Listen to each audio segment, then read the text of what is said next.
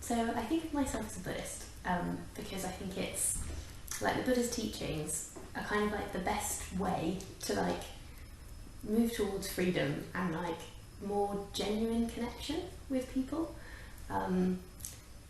Yeah, like I think I've definitely had like tastes of that in life. So like, you know, when you're like working with a friend on something or talking about something you really care about, and it feels like you're like having a conversation on like a slightly different level to one that you might normally have. Like it's almost like instead of like it being two separate people communicating, you're just kind of like, you're both, it's like you've gotten yourself out of the way and you're actually able to like communicate with each other in an entirely different space. And I think, yeah, like the first time I came along to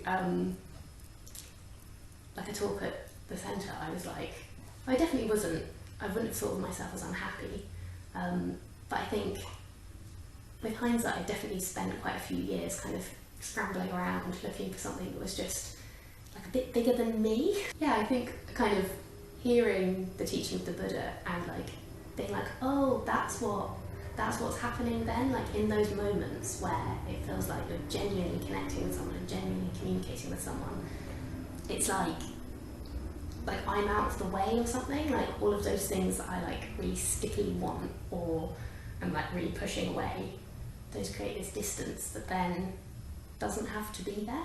And I think the thing that feels really exciting about Buddha's teaching is like, oh, like you can do that, like you can work with your mind and you can move into a place where you're in like, yeah, just like greater connection with someone, and that feels really exciting.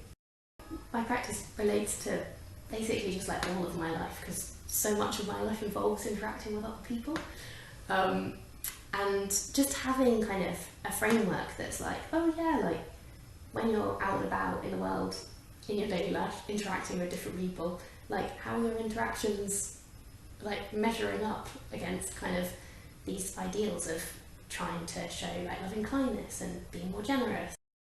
Oh yeah, definitely. Dharma can definitely change the world.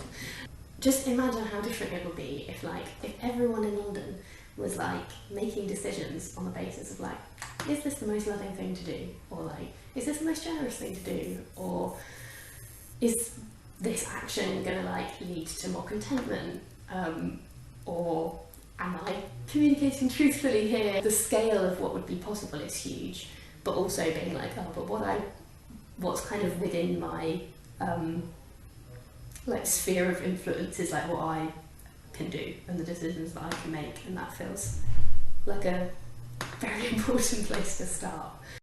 So this is from the Therigatha, which is a collection of poems by like the first Buddhist nuns, and this is called Tissa, the third. Why stay here in your little dungeon? If you really want to be free, make every thought a thought of freedom. Break your chains, tear down the walls, then walk the world a free woman.